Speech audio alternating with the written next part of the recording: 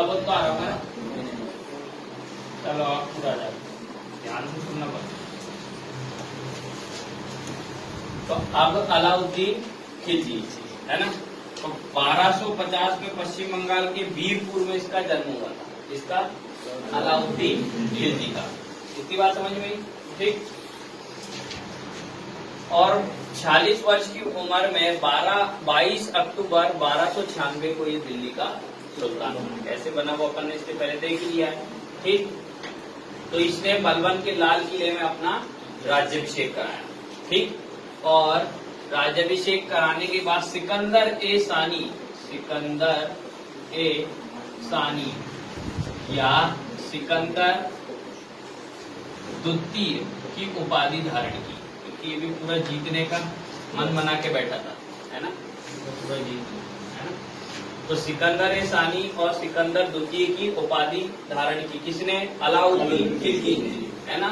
इसका वास्तविक नाम अली और गुरशस्प मिलता है, इसको भी याद रखना है ना, अली और गुरशस्प। ठीक। और एक उपाधि और ली थी इसने, यमीन उल खिलाफत नासिरी अमीर उल मोमिनीन। ठीक।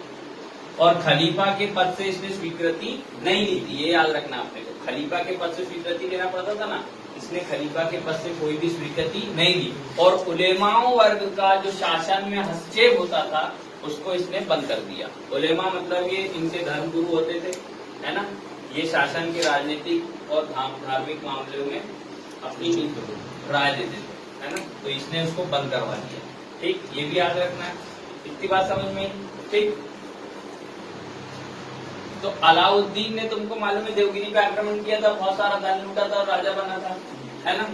अब अलाउद्दीन ने गुजरात पर आक्रमण करता है, दो सेनापतियों को भेजता है, उलगू खां और नुसरत खां के नेतृत्व में सेना अब कहां से कूच कर रही है?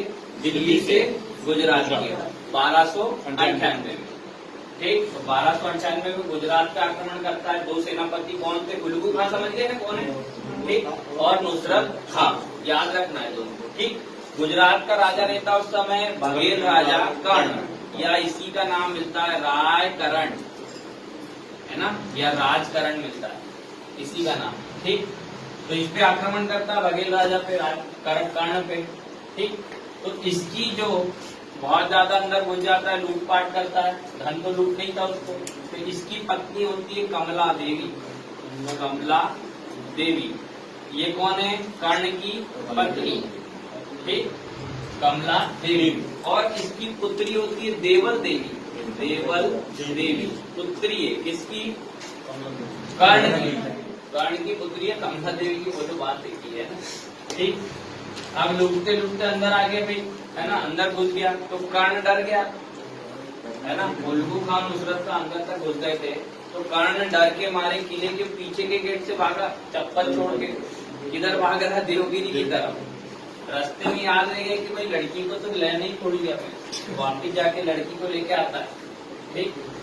लड़की को लाने के बाद आधे रास्ते में फिर याद आता है कि भाई पत्नी भी रह गई, तो पत्नी को बोला मरद दो। ठीक। और सीधे कहाँ से आ गया ये? उसकी लड़की को लेके कहाँ भाग के आ गया? देवगिरी। कौन? कर्ण।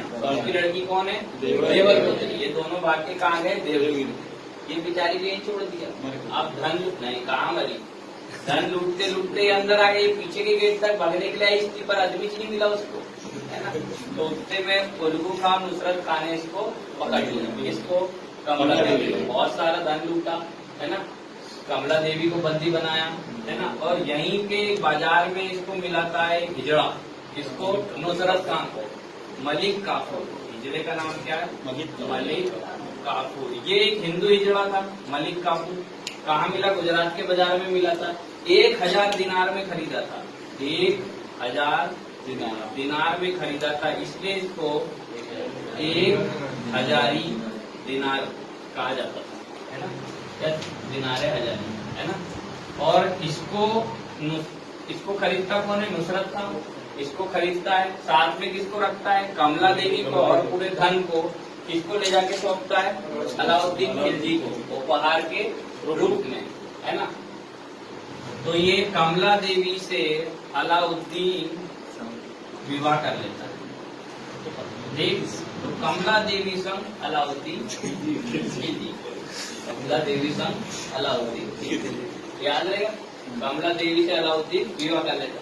ये हिजड़े की बहुत ज्यादा तारीफ करते, हिजड़े के काम में भी बहुत ज्यादा प्रसन्न होता है, इसीलिए ये मलिक काफूर को मलिक ए नाइब का पद देता है। बहुत भारी पद होता है भाई, नाइब का पद, राजा के बाद सबसे ज्यादा शक्ति यही पद में है ना। तो ये मलिक काफूर को मलिक ए नाइब का पद देता है। कौन? अलाउद्दीन खिलजी, है ना। बहुत अच्छा सेनापति होता है इसका। ठीक, इतनी बात समझ में आई। अब इसके बाद अलाउद्दीन ने 1301 में रणथंभौर पर आक्रमण किया। 1301 कितनी गुजरात की समझ में आ गया आक्रमण, है ना। 1301 में रणथंभौर पे आक्रमण करता है। रणथंभौर का राजा उस समय होता है हमीर देव। हमीर देव, इस पे आक्रमण करने के दो उद्देश्य रहते हैं अलाउद्दीन खिलजी के।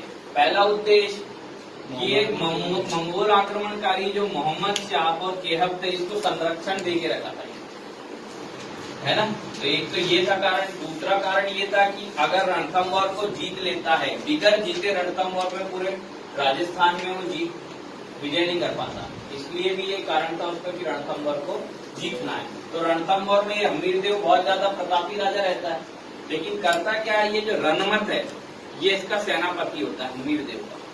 ये पैसे घूस दे के अलाउद्दीन खिलजी रनमत को अपनी ओर कर लेता है और पूरी जानकारी ले लेता है ना। तो रनमत की सहायता से ये हमीर देव को पराजित कर देता है। कौन? अलाउद्दीन खिलजी। अब ये हंसते हुआ था बाद में, देखा निपटा दिया बोले अपन ने, तो बोले इसको उपहार दिया जाए, बोले इसके हाथ पकड़ो और एक तलवार लाओ। तो बोले मैंने तो तुमको जिताया ना भाई, मेरे साथ क्या कर रहे हो? जब तू सगा तेरे राजा का नहीं हुआ तो मेरा कैसे होगा भाई? बाद में तू मेरे साथ भी करेगा, किसी ने पैसे दे दिए तो हमीर देव का भी यहाँ पे ये क्या करते है, रनमल का भी क्या कर देता है, गला कटवा देता है। कौन? अलाउद्दीन खिलजी। इतनी बात समझ में आई। और मोस्ट आईपी चीज आपको इसमें ये याद रखना है कि इस रणथंभौर युद्ध में नुसरत खां की मृत्यु हो जाती है। बहुत योग्य सेनापति होता है इसका, है ना। नुसरत खां की इसमें क्या हो जाती है, मृत्यु हो जाती है। ठीक, इसके बाद 1303 में अलाउद्दीन खिलजी मेवाड़ पे आक्रमण करता है, जिसकी राजधानी क्या होती है, चित्तौड़, है ना। तो यहाँ का राजा कौन होता है, रतन सिंह, और पद्मिनी इसकी पत्नी होती। तो ऐसे कुछ इतिहासकारों का कहना है कि पद्मिनी की सुंदरता के पीछे इसने इस पे आक्रमण किया था। और कुछ इतिहासकार बोलते हैं कि सुरक्षा की दृष्टि से ये चित्तौड़ का किला बहुत अच्छा था, है ना, इसलिए आक्रमण किया था। अब वो पिक्चर में तुमने देखी होगा, उसकी कहानी भी सुना, गौरा बादल की, तो सेनापति थे इसके गौरा बादल, है ना, उधर देखना तुमने। ठीक, तो मेवाड़ को जीत लेता है कौन, अलाउद्दीन खिलजी। और खिजराबाद, मेवाड़ का नाम चेंज करके क्या कर देता है, खिजराबाद। ये खिज्र खां जो इसका लड़का होता है, खिज्र खां, है ना, इसके नाम पर इस चित्तौड़ का नाम क्या कर देता है, खिजराबाद। और यहाँ का शासक किसको बना देता है, चित्तौड़ का खिज्र खां। इतनी बात समझ में, ठीक, क्लियर। इसके बाद 1307 और 8 में देवगिरी पे आक्रमण करता है। अब कौन करेगा, पूरे दक्षिण भारत में आक्रमण एक व्यक्ति करता है, पूरा मलिक काफूर, है ना। पूरे दक्षिण में आक्रमण कौन करेगा, मलिक काफूर, क्योंकि शक्ति बहुत दे के रखी थी उसमें, है ना। तो देवगिरी पे आक्रमण करता 1307 और 8 पे। देवगिरी पे इसके पहले अलाउद्दीन खिलजी ने आक्रमण करा था। राजा रामचंद्र था, अभी भी राजा रामचंद्र है ना। तो रामचंद्र अच्छा राजा था, उदार राजा था, लेकिन इस पे आक्रमण करने का कारण ये रहता है कि जो एलिजपुर की जो आय थी, ये रामचंद्र ने अलाउद्दीन खिलजी को देने से मना कर दी थी। अलाउद्दीन खिलजी की जो दक्षिण विजय थी, अप्रत्यक्ष नीति की, दो नीति थी इसकी, एक प्रत्यक्ष और एक अप्रत्यक्ष। प्रत्यक्ष नीति ये हुई कि जो अपनी जो ये नदी है नर्मदा, इसके ऊपर का उत्तर भारत और नर्मदा के नीचे का दक्षिण भारत। तो उत्तर भारत में इसने प्रत्यक्ष नीति अपनाई। प्रत्यक्ष नीति मतलब ये है कि उत्तर भारत में जितने भी क्षेत्र को वो जीतेगा वो दिल्ली सल्तनत में मिलाएगा, है ना। और दक्षिण भारत में अप्रत्यक्ष नीति अपनाई, मतलब जितने को वो जीतेगा धन लूटेगा, और जो राजा थे उनको परास्त करके वापिस उनको ही राजा बना देगा। और क्या बोलेगा, आप वार्षिक कर दो भाई, हमको हर साल का टैक्स पहुंचाओ, लेकिन शासन आप ही करो। तो इसको क्या बोलोगे आप, अप्रत्यक्ष नीति। ठीक, इतनी बात समझ में। तो किस पे आक्रमण किया इसने? 1307-8 में देवगिरी पे। क्यों? क्योंकि ये जो रामचंद्र था इसका पुत्र था शंकर देव। इसने थोड़ा सा इसको भड़काया कि पिताजी अपन करवा नहीं देते, अब बहुत हो गया है ना, देख लेंगे। तो इस चक्कर में एरिजपुर की आय देने से मना कर दिया था, तो आक्रमण किया, है ना। रामचंद्र को आक्रमण के पहले ही रास्ते में इसको कौन मिल गया? कौन सद गया? कर्ण। कर्ण भाग के आया था, इधर मालूम है ना। उसकी पुत्री कौन थी? देवल देवी। देवल देवी। और ये सब कर्ण को अच्छे तमाचे मारता 4-5, फिर वो वहां से भगाया था, फिर इधर आ गया, है ना। तो यहाँ से कर्ण को परास्त करने के बाद ये कर्ण के पास भी सेना रहती है। और जो देवल देवी रहती है इसको कहाँ पहुंचा देता है? दिल्ली। देवल देवी को दिल्ली पहुंचाने के बाद जो अलाउद्दीन का लड़का होता है कौन? खिज्र खां। तो खिज्र खां के साथ देवल देवी का विवाह करा देता है। इतनी बात समझ में। और अब देवगिरी पे आक्रमण करता है। देवगिरी पे आक्रमण करता है तो जो राजा रामचंद्र था ये आत्मसमर्पण कर देता है। राजा रामचंद्र क्या करता है? आत्मसमर्पण कर देता है। और ये देवगिरी ले जाया जाता है रामचंद्र को। इसकी उदारता से बहुत प्रसन्न होता है अलाउद्दीन खिलजी, तो इसको किला, एक मुकुट, छत्र, 10 लाख टके की एक थैली देता है। और इसको गुजरात की जो नवासारी जागीर थी और 1 लाख स्वर्ण सिक्के देकर इसको वापस गुजरात भेज देता है। आगे बात समझ, क्योंकि अच्छा व्यक्ति था भैया ना। इसके बाद ये होयसल पर आक्रमण करता है। कौन? 1310 में। कौन करेगा? मलिक काफूर। यहाँ का राजा वीर बल्लाल तृतीय था। वीर बल्लाल तृतीय, ठीक। तो इस पे आक्रमण करता है तो ये आत्मसमर्पण कर देता है। आत्मसमर्पण करने के बाद इसकी याद रखना, होयसल की राजधानी थी द्वार समुद्रम।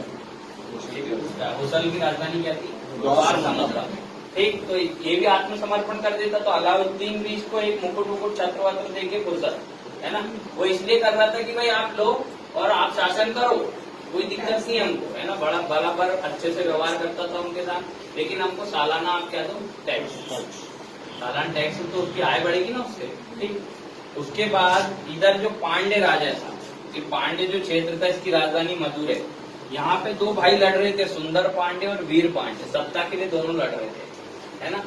तो जो सुंदर पांडे ये हार गया, वीर पांडे जीत गया था। तो सुंदर पांडे ने मलिक काफूर को आमंत्रित किया। किसको? मलिक काफूर को। तो मलिक काफूर यहाँ आक्रमण करता है ना। तो क्या होता है, जो वीर पांडे होता है वो भाग जाता है, पकड़ा ही नहीं आता है ना। तो यहाँ बहुत सारे रामेश्वर मंदिर तक नीचे तक बहुत ज्यादा लूटता है, धन प्राप्त करता है और ये रिटर्न हो जाता है मलिक काफूर। तो इसमें आपको एक प्रश्न ये याद रखना है कि जो ये पांडे है इसने इसकी अधीनता को स्वीकार नहीं किया था। ये सबने अधीनता स्वीकार कर ली थी ना, पांडे ने अधीनता स्वीकार नहीं की थी, ठीक। फिर मलिक काफूर 1310 में कहाँ पर आक्रमण करता है? तेलंगाना पर। तेलंगाना का राजा होता है काकतीय राजा प्रताप रुद्रदेव और ये तेलंगाना की राजधानी होती है वारंगल। आक्रमण करता है भाई, है ना। अब इतने जीत के आ रहा वो, है ना।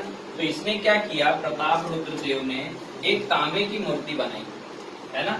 और उसके तांबे की मूर्ति में एक सोने की जंजीर बनवा के इसको पहुंचाया मलिक काफूर को, है ना।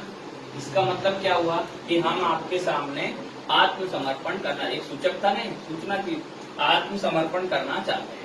तो प्रताप रुद्रदेव आत्मसमर्पण कर देता है, ठीक है। 100 हाथी, इसको 100 हाथी देता है और 700 घोड़े, है ना। 100 हाथी और 700 घोड़े किसको दे देता है? और कोहिनूर हीरा, कोहिनूर हीरा किसको देता है? मलिक काफूर को। तो ये सबसे पहले कोहिनूर हीरा प्रताप रुद्र देव के पास रहता है, गोलकुंडा की खान से निकला था कोहिनूर हीरा, है ना। एक इसको भेंट कर देता है मलिक काफूर को और मलिक काफूर इसको ले जाके किसको दे देता है? अलाउद्दीन खिलजी को। ये बात समझ में आई ना। फिर मालवा पर भी आक्रमण करता है 1305 में। कौन करता है? आइन उल मुल्क, है ना। और मालवा का राजा महलक देव होता है, उतना काम की चीज नहीं है ये। सिवाना पे भी आक्रमण करता है ना। तो ये उतने काम के नहीं है। ये नीचे के दक्षिण भारत के जो 3-4 है इसको ज्यादा याद रखना आपने, ठीक। आगे बात समझ। बाद में क्या होता है, इसका दिमाग काम करना बंद कर देता है अलाउद्दीन खिलजी का 4-5 महीने से, है ना, थोड़ा सा। तो इसके बाद इसके पुत्र रहते हैं छोटे छोटे, उनको गद्दी पे बिठा दिया जाता है। कौन बिठाएगा भाई? मलिक काफूर सबसे ज्यादा शक्तिशाली था। मलिक काफूर उनके लड़कों की आंख निकलवा लेता है है ना, और खुद शासक बन जाता है, और 35 दिन के बाद अमीर सरदार फिर मलिक काफूर की हत्या कर देते है ना, और वो मर जाता है। 1316 में मृत्यु हो जाती है अलाउद्दीन की। अब बना लो भाई इसको।